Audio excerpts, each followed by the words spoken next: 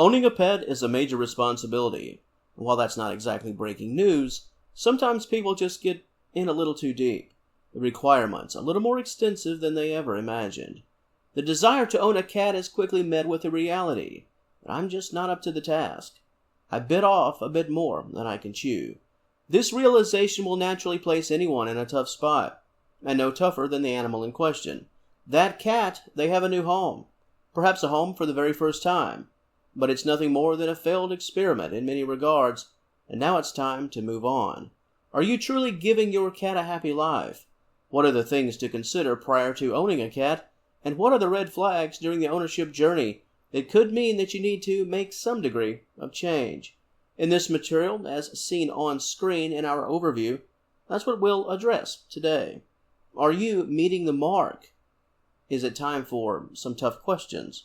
Interesting topic and hopefully a helpful one. I've got you covered. Stay tuned.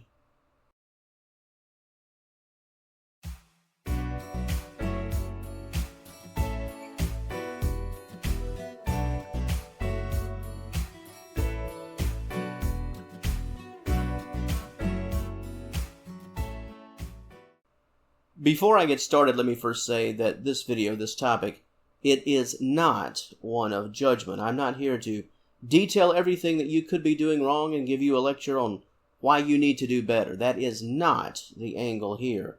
This video is simply about laying out the many reasons to consider if you feel that you're not doing your best job.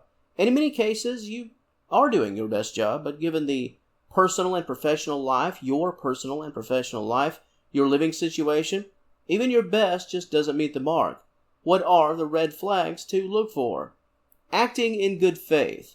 That's what this video is about, addressing the topic with good intentions. No judgments, just some things to consider that could cause you to take a closer look regarding where you stand as a cat owner. Are you helping or hurting, even though you want the very best? That's the angle. Based on the time of publication, my previous video was all about being a good cat parent, that checklist, how to know if you're being a great owner with respect to meeting all of your cat's needs in every way. Essentially asking the question, are you doing right by your pet? Are you making the grade? If you missed that video, I will link it in the description box below.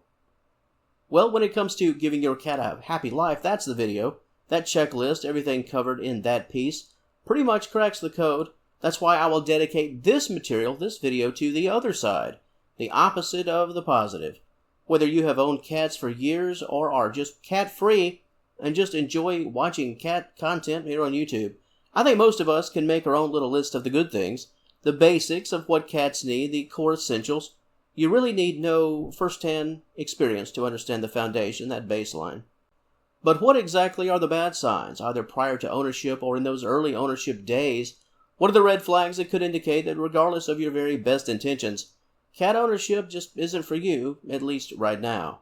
First up, I'd like to address the importance of time. We all know that pet ownership takes great responsibility, and it's hard to really dedicate yourself to the job if you're simply not around physically. Your personal life, your professional life. If you are always on the go, having a cat could certainly clash with one of the biggest essentials of all, and that is just your time. Your cat needs you there. They need you around. And if you are unable to put in the time, this is something to consider prior to taking the plunge, and also something to consider if you begin to notice that your cat seems more like a stranger simply because you're never in the home.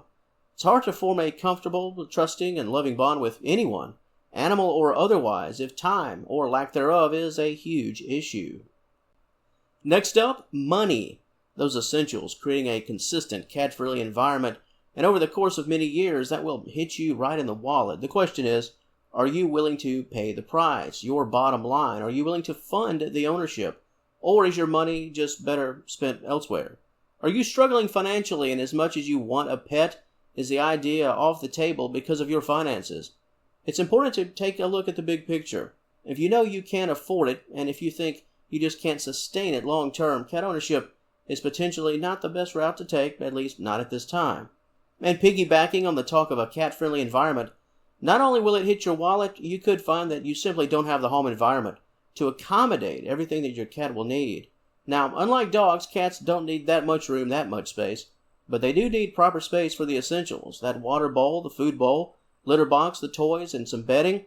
If you simply don't have the space, or your current living situation doesn't allow felines at all, this, it goes without saying, is a major issue. Similar in some respects to what I mentioned earlier in terms of having enough hours in the day and the demand of your schedule, another concern comparable to time is the ownership task itself, the commitment to being a dedicated cat owner. Some people just don't have the time. Other folks, they could very well have the schedule. They just don't have the commitment. Again, this doesn't mean you don't care, and it doesn't mean you don't love your pet, but similar to so many things in life, even the best of intentions can come up short. Can you be a responsible cat owner for the duration? Or can you only give it your best for 30 days? Your best just for a few months? Your best for a year? 365 days of dedication when your cat could live another 15 years. Does your dedication have an expiration date? Being a pet owner in many ways, it's like a job. It's like being a parent to your children, no days off. That's the way to win as a pet parent.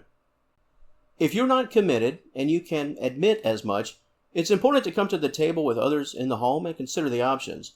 Either what can be done to improve the roles in the home, or the options of parting with your pet and seeking all measures to give them a loving home. Sometimes in pet ownership and in life, the best thing that you can do, the most responsible thing that you can do, involves knowing when to let go. Another thing to consider is your very own health. Cats just don't work out for everyone, especially if you're allergic. If owning a cat is simply making you miserable, you could come to a line in the sand where you have to make a tough choice, simply for yourself or perhaps others in the home.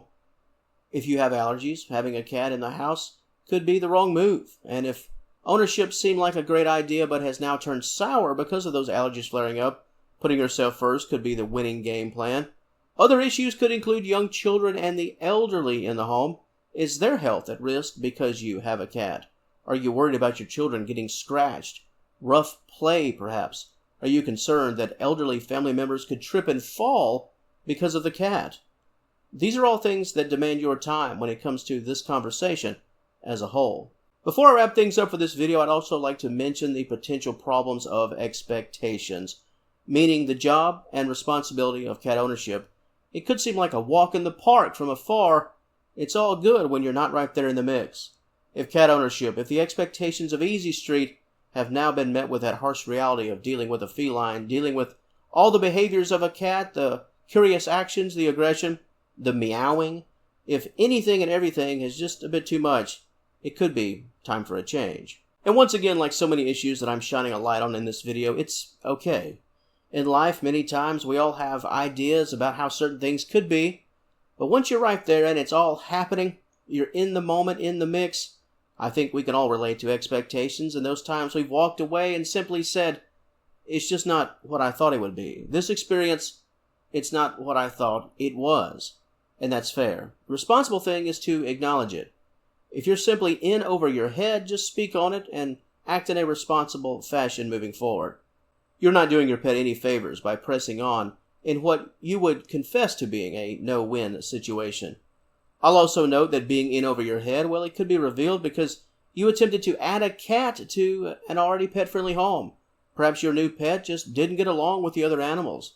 I've spoken on this channel many times about adding felines to the home, introducing kittens to senior cats, and pretty much every angle in between, trying to make harmony happen with the snap of your fingers.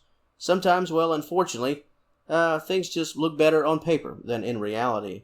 The addition of another cat, it can seem easy until all the players have taken the field. Sometimes it's simply a bad move to add another pet, and unfortunately, learning that lesson the hard way is likely something that many pet owners can speak on. The happy life, the best life for a cat, as I mentioned earlier, my previous video, that's the good times checklist and how to know if you're being a great cat mama or cat daddy. This video, it was pretty much the opposite. All of the issues that could potentially crop up, things that could prevent ownership before it even begins, and of course all of the potential snags that could arise while you're right in the midst of your ownership journey.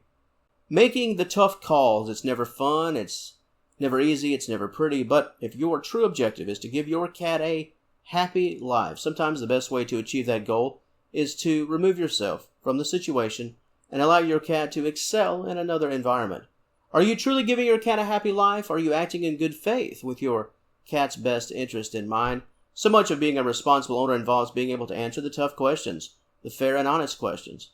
To the audience of Senior Cat Wellness, what are your thoughts on this topic? The checklist, the many ways that could define, at least foundationally, what it means to give a cat a happy life. What are some of the things that you are currently doing? Perhaps things that are rather unique to your pet that have enabled them and you to enjoy life to the max. That comment section, as always, it's all yours. And if you enjoyed this content, please give the video a like and subscribe to the channel.